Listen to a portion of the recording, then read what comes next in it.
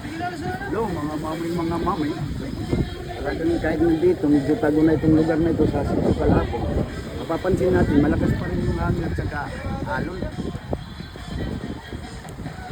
Galing ano yan, galing daram. Wala, hindi pa sila makakadiskarga ng kanilang mga, i-diskargahin ng mga motor. Dahil maano yung ano, alon.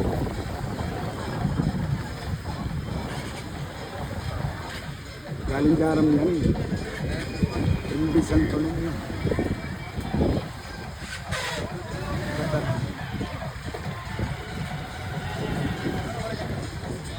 Ingat sa pag-uwi mga mamay.